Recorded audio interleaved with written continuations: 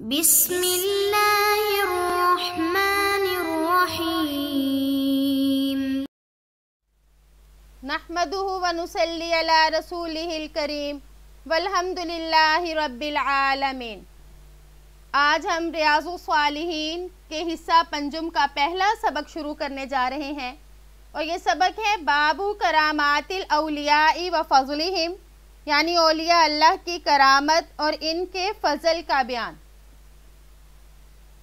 امام نووی رحمہ اللہ سب سے پہلے ان آیات کو لے کر آئیں گے جس میں اولیاء اللہ کی کرامات کا ذکر ہوگا، اور اس کے بعد ان احادیث کو لے کر آئیں گے جس میں اللہ کے اولیاء کی کرامت اور ان کی فضیلت بیان کی جائے گی۔ قال اللہ تعالی، اللہ جل شانہ کا ارشاد ہے، الا ان اولیاء اللہ لا خوف علیہم ولا هم یحزنون الذین آمنوا وکانوا یتقون لهم البشرى فی الحیاۃ الدنیا وفی الآخرۃ لا تبدیل لکلمات اللہ ذالک هو الفوز العظیم۔ اللہ جل شانہ کا ارشاد ہے، یاد رکھو اللہ کے دوستوں پر نہ کوئی اندیشہ ہے اور نہ وہ غمگین ہوتے ہیں۔ یہ وہ لوگ ہیں جو ایمان لائے اور پرہیز رکھتے ہیں، ان کے لیے دنیاوی زندگی میں بھی اور آخرت میں بھی خوشخبری ہے۔ اللہ تعالیٰ کی باتوں میں کچھ فرق ہوا نہیں کرتا، یہ بڑی کامیابی ہے۔ اولیاء یہ ولی کی جمع ہے، اس کا مطلب ہے قریب، یعنی جو اللہ کے ولی ہیں، اللہ کے قریب ہیں، سچے اور مخلص لوگ ہیں، تو ان کو اللہ پاک یہ انعام عطا فرما رہے ہیں کہ انہیں آخرت میں کوئی غم، کوئی دکھ نہیں ہوگا۔ اور یہ اتنی بڑی کامیابی ہے کہ آخرت کی پریشانیوں میں سے، مصیبتوں میں سے ان کو کوئی بھی پریشانی لاحق نہیں ہوگی۔ تو اللہ پاک ہمیں اپنا دوست بننے کی توفیق عطا فرمائے، اور اللہ تعالیٰ ہمیں بھی یہ فضیلت عطا فرمائے۔ وقال تعالی، اور اللہ جل شانہ کا ارشاد ہے، وَهُزِّ إِلَيْكِ بِجِذْعِ النَّخْلَةِ تُسَاقِطْ عَلَيْكِ رُطَبًا جَنِيًّا فَكُلِي وَاشْرَبِي، اور کھجور کے تنے کو اپنی طرف ہلا، یہ تیرے سامنے تر و تازہ پکی کھجوریں گرا دے گا، پھر کھاؤ اور پیو۔ یہ حضرت مریم علیہ السلام سے کہا جا رہا ہے، جبکہ ان سے حضرت عیسیٰ علیہ السلام پیدا ہوئے تھے اور وہ شہر سے دور چلی گئی تھیں، تو اللہ نے اپنی قدرت سے کھجور کا درخت لگا دیا اور ایک نہر جاری کر دی۔ تو اس میں حضرت مریم علیہ السلام کی کرامت کو بیان کیا جا رہا ہے۔ وقال تعالی، کلما دخل علیہا زکریا المحراب وجد عندها رزقا قال یا مریم ان لک هذا قالت هو من عند اللہ ان اللہ یرزق من یشاء بغیر حساب۔ اللہ جل شانہ کا ارشاد ہے، جب بھی زکریا علیہ السلام ان کے حجرے میں جاتے، ان کے پاس روزی رکھی ہوئی پاتے، وہ پوچھتے، اے مریم یہ روزی تمہارے پاس کہاں سے آئی؟ وہ جواب دیتی کہ یہ اللہ کے پاس سے ہے، بے شک اللہ تعالیٰ جسے چاہے بے شمار روزی دے۔ تو اس میں بھی حضرت مریم علیہ السلام کی کرامت کو بیان کیا کہ اللہ انہیں بے موسمے اور جگہ جگہ کے پھل عطا فرماتے تھے۔ وقال تعالی، وَإِذِ اعْتَزَلْتُمُوهُمْ وَمَا يَعْبُدُونَ إِلَّا اللَّهَ فَأْوُوا إِلَى الْكَهْفِ يَنشُرْ لَكُمْ رَبُّكُمْ مِنْ رَحْمَتِهِ وَيُهَيِّئْ لَكُمْ مِنْ أَمْرِكُمْ مِرْفَقًا۔ اللہ جل شانہ کا ارشاد ہے، جبکہ تم ان سے اور اللہ کے سوا ان کے اور معبودوں سے کنارہ کش ہو گئے، تو اب تم کسی غار میں جا بیٹھو، تمہارا رب تم پر اپنی رحمت پھیلا دے گا اور تمہارے کام میں سہولت مہیا کرے گا۔ تو اس میں اصحاب کہف کے بارے میں فرمایا جا رہا ہے، اور آیت کا اگلا حصہ بھی ہے، وَتَرَى الشَّمْسَ طَلَعَتْ تَزَاوَرُ عَنْ كَهْفِهِمْ ذَاتَ الْيَمِينِ وَإِذَا غَرَبَتْ تَقْرِضُهُمْ ذَاتَ الشِّمَالِ۔ آپ دیکھیں گے کہ آفتاب بوقت طلوع ان کے غار سے دائیں جانب کو جھک جاتا ہے اور بوقت غروب ان کے بائیں جانب چلا جاتا ہے۔ تو یہاں سے ان آیات سے اہل کہف کا قصہ چل رہا ہے کہ جب ان کو معلوم ہوا کہ ان کو شہر میں رہ کر اللہ کی عبادت کرنے نہیں دی جائے گی تو انہوں نے آپس میں یہ کہا کہ چلو ہم کسی غار میں چھپ جاتے ہیں اور وہاں پر اللہ کی عبادت کریں گے۔ تو پھر ان کو تلاش کرنے والے جو ہیں وہ ناکام ہوئے۔ اللہ پاک نے ان کو اس طرح سے چھپا لیا جس طرح کہ آپ صلی اللہ علیہ وآلہ وسلم کو غار ثور میں مشرکین نہ تلاش کر سکے۔ تو فرمایا وَتَرَى الشَّمْسَ إِذَا طَلَعَتْ، تو چونکہ اصحاب کہف ایک غار میں جا چھپے تھے تو دھوپ ان کے قریب سے گزرتی اور ان پر نہیں پڑتی تھی۔ بعض مفسرین کا کہنا ہے کہ اس غار کی وضع اور حیت ہی ایسی تھی کہ دھوپ جا نہیں سکتی تھی، مگر علامہ زجاج رحمہ اللہ فرماتے ہیں کہ یہ اصحاب کہف کی کرامت تھی کہ ان کو دھوپ نہ لگتی تھی تاکہ یہ سردی اور گرمی جو ہے ان سے محفوظ رہیں اور سردی اور گرمی کا اعتدال رہے اور ان کے جسموں اور لباس وغیرہ کی حفاظت رہے۔ تو یہاں پر اللہ جل شانہ کے اولیاء کی کرامت بتائی گئی کہ اللہ نے کس طرح سے دھوپ، گرمی، سردی ان اثرات سے بھی ان کو محفوظ رکھا۔ وعن ابی محمد عبد الرحمن بن ابی بکر صدیق رضی اللہ عنہ ان اصحاب الصفہ كانوا اناسا فقراء وان النبي صلى الله عليه وسلم قال مرة من كان عنده طعام اثنين فليذهب بثالث ومن كان عنده طعام أربعة فليذهب بخامس بسادس أو كما قال وأن أبا بكر رضي الله تعالى عنه جاء بثلاثة وانطلق النبي صلى الله عليه وسلم بعشرة وأن أبا بكر تعشى عند النبي صلى الله عليه وسلم ثم لبث حتى صلى العشاء ثم رجع فجاء بعدما مضى من الليل ما شاء الله قالت له امرأته ما حبسك عن أضيافك قال أو ما عشيتهم قالت۔ حضرت ابو محمد ابو عبد الرحمن بن ابی بکر رضی اللہ عنہ سے روایت ہے کہ اصحاب صفہ غریب لوگ تھے اور نبی کریم صلی اللہ علیہ وآلہ وسلم نے ایک مرتبہ ارشاد فرمایا جس کے پاس 2 آدمیوں کا کھانا ہو وہ تیسرے آدمی کو لے جائے، جس کے پاس 4 آدمیوں کا کھانا ہو وہ 5ویں 6ٹھے آدمی کو لے جائے۔ اسی طرح کچھ فرمایا، چنانچہ حضرت ابو بکر رضی اللہ عنہ 3 آدمیوں کو لے گئے اور خود نبی کریم صلی اللہ علیہ وآلہ وسلم 10 آدمیوں کو لے کر گئے اور حضرت ابو بکر رضی اللہ عنہ نے شام کا کھانا نبی کریم کے ساتھ کھایا، پھر وہیں ٹھہرے رہے یہاں تک کہ عشاء کی نماز پڑھی، پھر گھر لوٹے۔ بس جب گھر آئے تو رات کا کچھ جتنا حصہ اللہ نے چاہا گزر چکا تھا، تو ان کی بیوی نے کہا کہ آپ کو اپنے مہمانوں کی خاطر تواضع سے کس چیز نے روکے رکھا؟ انہوں نے کہا کیا تم نے ان کو رات کا کھانا نہیں کھلایا؟ تو اس پر ان کی بیوی نے کہا ابو حتی تجیع وقد عرض علیہم قال فذهبت انا فاقتبعت فقال یا غنثر فجدع وسب وقال كلوا لا هنيئا والله لا أطعمه أبدا قال وأيم الله ما كنا نأخذ من لقمة إلا ربا من أسفلها أكثر منها حتى شبعوا وصارت أكثر مما كانت قبل ذلك فنظر إليها أبو بكر فقال لامرأتي يا أخت بني فراس ما هذا؟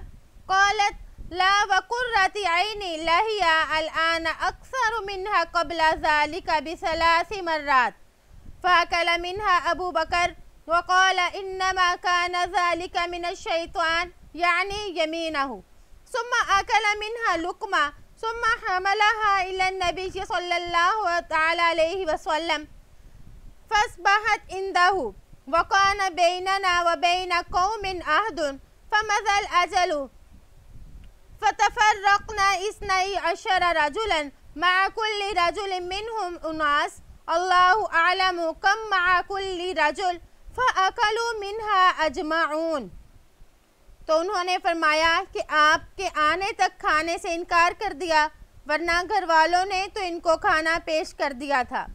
تو حضرت عبد الرحمن رضی اللہ عنہ سے روایت ہے کہ میں جلدی سے چھپ گیا تو آپ رضی اللہ عنہ نے فرمایا نادان، اور مجھے بد دعا دی اور برا بھلا کہا اور فرمایا کھاؤ تمہارے لیے خوشگوار نہ ہو. تو یہ ناراضگی کے لیے کہا تھا. تو اللہ کی قسم میں تو یہ نہیں چکھوں گا. راوی حدیث حضرت عبد الرحمن فرماتے ہیں کہ اللہ کی قسم ہم جو بھی لقمہ لیتے تھے تو نیچے سے اس سے کئی گنا بڑھ جاتا تھا، یہاں تک کہ مہمان سیر ہو گئے اور کھانا اس سے کہیں زیادہ ہو گیا جتنا کہ پہلے تھا. پس حضرت ابو بکر رضی اللہ عنہ نے کھانے کے برتن کی طرف دیکھا اور اپنی بیوی سے کہا اے بنی فراس کی بہن یہ کیا ہے؟ انہوں نے کہا میری آنکھوں کی ٹھنڈک کی قسم یہ کھانا اب پہلے سے 3 گنا زیادہ ہے. پھر اس میں سے کچھ ابو بکر رضی اللہ عنہ نے کھایا اور فرمایا کہ ان کی قسم شیطان کی طرف سے تھی. پھر اس میں سے ایک لقمہ کھایا، پھر اسے نبی کریم صلی اللہ علیہ وسلم کے پاس لے گئے. پس وہ کھانا صبح تک آپ کے پاس رہا اور ہمارے اور ایک قوم کے درمیان معاہدہ تھا. پس اس کی مدت ختم ہو چکی تھی اور ہم 12 آدمی ادھر ادھر گئے ہوئے تھے. ہر آدمی کے ساتھ کچھ لوگ تھے. ہر آدمی کے ساتھ کتنے آدمی تھے یہ اللہ ہی جانتا ہے. ان سب نے وہ کھانا کھایا. یعنی اس میں حضرت ابو بکر رضی اللہ عنہ کی کرامت بتائی جا رہی ہے کہ جو ایک پیالے میں کھانا تھا نبی کریم صلی اللہ علیہ وسلم کے پاس لایا گیا تو وہ اتنا زیادہ ہو گیا تھا کہ اس پورے گروہ نے کھا لیا. تو اس میں حضرت ابو بکر کی کرامت کو بیان کیا گیا. وفی روایت فحلف ابو بکر لا یطعم فحلفت المرأة لا تطعم فحلف. اور ایک روایت میں ہے کہ پس ابو بکر رضی اللہ عنہ نے قسم کھا لی کہ وہ کھانا نہیں کھائیں گے اور ان کی بیوی نے بھی نہ کھانے کی قسم کھا لی. فحلف ضعیف اویل اضیاف لا يطعمه او يطعموه حتى يطعمه فقال ابو بکر هذه من الشیطان فدعا بالطعام فأكل وأكلوا فجعلوا لا يرفعون اللقمة إلا ربت من أسفلها أكثر منها فقال يا أخت بني فراس ما هذا فقالت وقرة عيني إنها الآن أكثر منها قبل أن نأكل فأكلوا وبعث بها إلى النبي صلى الله عليه وسلم فذكر أنه أكل منها. پس مہمان یا مہمانوں نے بھی قسم کھا لی کہ وہ بھی اس وقت تک نہیں کھائیں گے یا کھائے گا جب تک کہ ابو بکر رضی اللہ عنہ ان کے ساتھ نہ کھائیں. پس ابو بکر رضی اللہ عنہ نے فرمایا یہ شیطان کی طرف سے ہے، یعنی یہ قسم شیطان کی طرف سے ہے، اور کھانا منگوایا اور کھایا اور مہمانوں نے بھی کھایا. پس جو لقمہ بھی اٹھاتے تھے تو نیچے سے وہ کئی حصے بڑھ جاتا تھا. تو انہوں نے اپنی بیوی کو مخاطب کر کے کہا اے بنی فراس کی بہن یہ کیا ماجرا ہے؟ تو انہوں نے کہا میری آنکھوں کی ٹھنڈک کی قسم یہ اب یقیناً ہمارے کھانے سے قبل جتنا تھا اس سے بہت زیادہ ہے. پس انہوں نے کھایا اور اسے انہوں نے نبی کریم صلی اللہ علیہ وسلم کو بھی بھیجا اور راوی نے بیان کیا کہ آپ صلی اللہ علیہ وسلم نے بھی اس میں سے کھایا.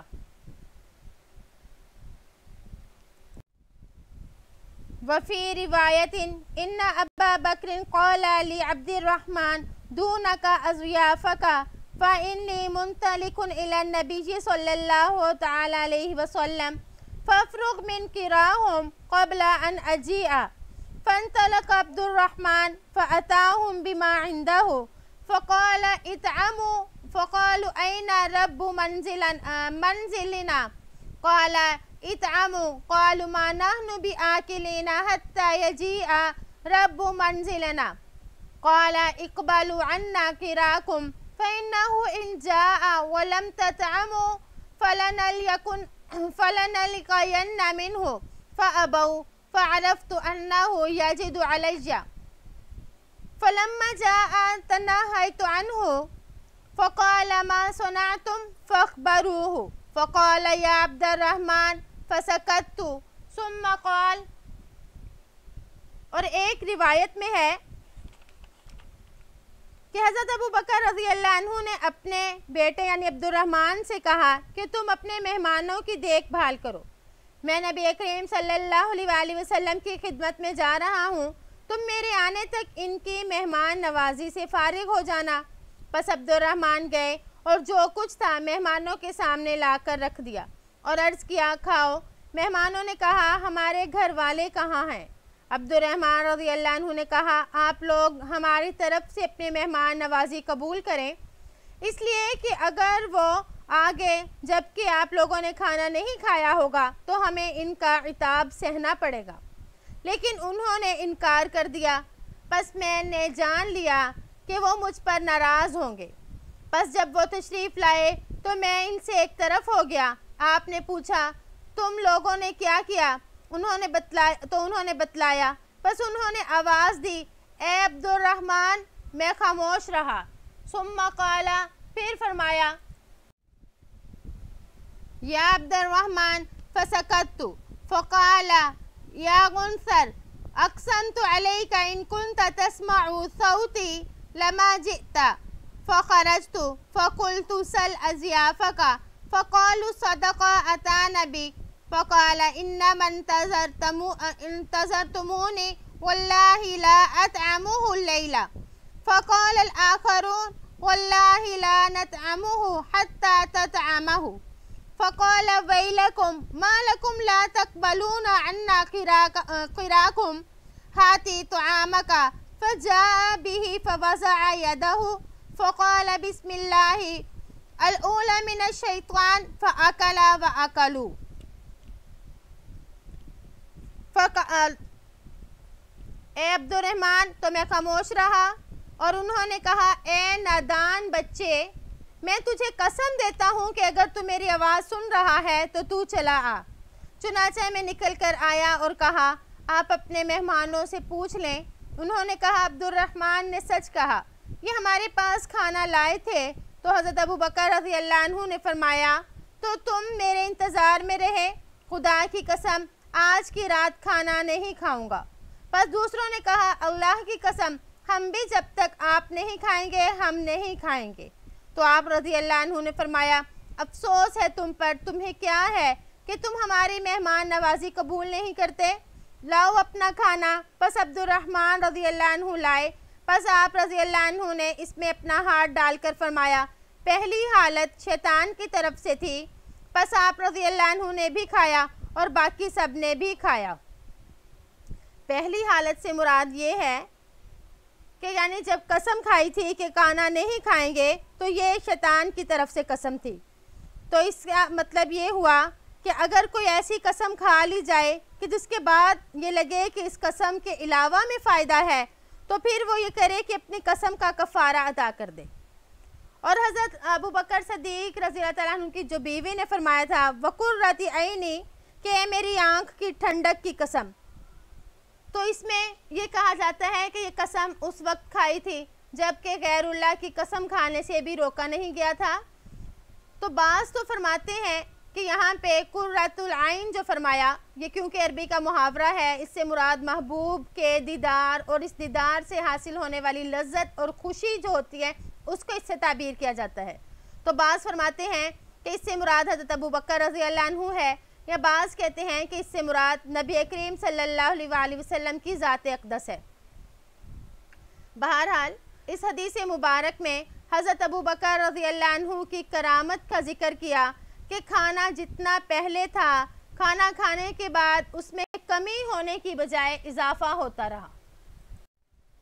علامہ نووی رحمہ اللہ نے یہاں پر حدیث کے جو مشکل لفظ تھے اس کے بارے میں فرمایا کہ گنصر یہ غائن پر پیش نون ساکر پھر سا بمعنی کم سمجھ یا نادان، اور اسی طرح فجدہ بمعنی برا بھلا کہا، جدہ کہتے ہیں کاٹنے کو، اور یجد علیہ جیم کے نیچے زیر بمعنی برہم ہوں گے یعنی ناراض ہوں گے، یغضب.